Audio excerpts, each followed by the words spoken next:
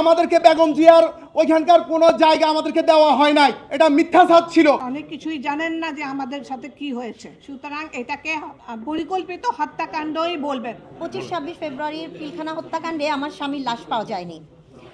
এরপর আমার স্বামীর হত্যাকাণ্ডের পরে আমাকে 4 বার ডিএনএ টেস্ট করানোর ব্যবস্থা করে দেওয়া হয় আমার সন্তানদের সাথে এবং আমার সন্তানের দাদার সাথে।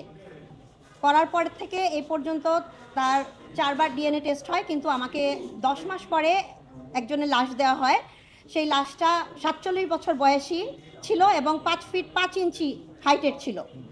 যেখানে আমার হাজব্যান্ড 25 ফেব্রুয়ারি 2009 সালে তার বয়স ছিল 28 বছর 5 মাস 25 দিন এবং তার হাইট ছিল 5 ফিট 10 ইঞ্চি, 5 ফিট 11.5 ইঞ্চি। আমার সাথে কেন এই জিনিসটা করা হলো আমি আজও এটা জানি না। আমি জানি না আমার হাজব্যান্ডের লাশটা কোথায় গেল এবং কি করা হলো তার লাশের সাথে। আমাকে একটা মিথ্যা খবর দেওয়া হয়েছে, আর আমি যতবারই এটার জন্য প্রতিক্রিয়া জানিয়েছি আমাকে বলা হয়েছে আমার হাজব্যান্ডকে দেশদ্রোহী করা হবে।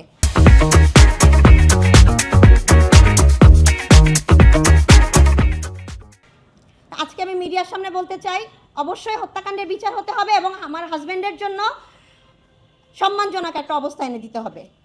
আমার অভিযোগটা প্রথমত হচ্ছে যে এই হত্যাকাণ্ডটাকে আপনারা বিদ্রোহ বলবেনই না, ভুলে যান যে এটা বিদ্রোহ হয় না, বিদ্রোহ এরকম হয় না। যারা প্ল্যান করে মেরে পোড়ানোর ব্যবস্থা করে, তারপরে বেয়নে দিয়ে খোঁচায় কিংবা ড্রেনে ফেলে এবং পরিবারদেরকে ঘর থেকে ধরে নিয়ে যে কোয়ার্টার গার্ডে নেয় এবং বাচ্চাদেরকে বুট দিয়ে লাথি দিতে দিতে নিয়ে যায়। আপনারা অনেক কিছুই জানেন না যে আমাদের সাথে কি হয়েছে, সুতরাং এটাকে পরিকল্পিত হত্যাকাণ্ডই বলবেন। আমরা এইটুকুনি চাই সুষ্ঠু বিচার, এছাড়া আমরা কিছু চাই না। সেটাই আমাদেরকে এনে দেন, আমরা সেটা পেলেই আমরা শান্তি পাবো এবং যারা খবর শুয়েছে তারাও শান্তি পাবে।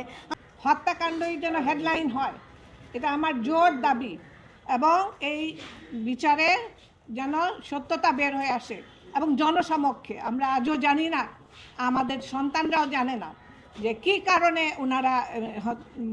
ওনাদেরকে হত্যা করা হয়েছে।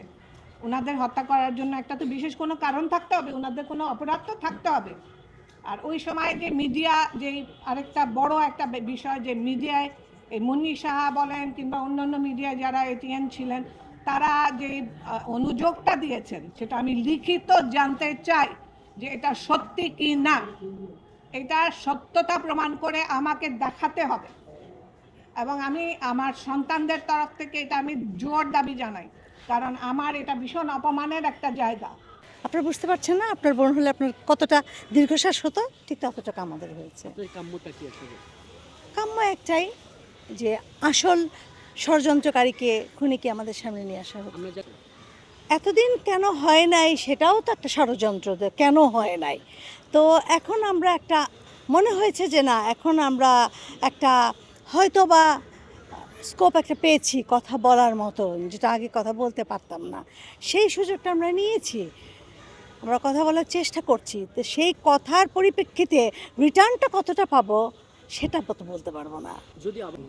আপনারা জানেন যে ডালবাতের ইস্যু বলে এই এতগুলা অফিসারকে হত্যার মাধ্যমে এদেশে সার্বভৌমত্ব এবং সেনাবাহিনী বা সশস্ত্র বাহিনীর যে ক্ষমতা, এটাকে একেবারে ধ্বংস করে দেওয়া হয়েছে। আমরা বিগত সময়ে অনেকবার বলেছি যে চাল ডালের কমিশনের 4-5 হাজার টাকার জন্য একজন অফিসারকে এভাবে নির্মমভাবে হত্যা করা যায় কিনা, পুড়ে ফেলা যায় কিনা। আর আমরা আজকে অভিযোগ করেছি যে যারা প্রকৃত কুশীলব যারা, তাদের নামটা যেন উঠে আসে। এই হত্যাকাণ্ডে যারা সরাসরি বা পরোক্ষভাবে যারা জড়িত ছিল তাদের নামটা উঠে আসে এবং প্রকৃত অপরাধীদেরকে আইনের আওতায় এনে এই জাতিকে দেখানো যে এটা ডালবাতের কোনো আন্দোলন ছিল না, এটা একটা পরিকল্পিত হত্যাকাণ্ড। আর আমি মিডিয়ার মাধ্যমে আরেকটা কথা বলবো, আমাদেরকে এখনো দেশবাসী জিজ্ঞাসা করে যে ভাই বেগম জিয়ার বাড়ি কি তোমাদেরকে দেওয়া হয়েছে? এই মিডিয়ার সামনে আমি বলবো আমাদেরকে বেগম জিয়ার ওইখানকার কোনো জায়গা আমাদেরকে দেওয়া হয় নাই, এটা মিথ্যাচার ছিল। এটা একটা বড় রাজনৈতিক দলের সাথে আমাদের একটা বীরত্ব তৈরি করার জন্য এই জিনিসটা করা হয়েছে উদ্দেশ্যমূলকভাবে।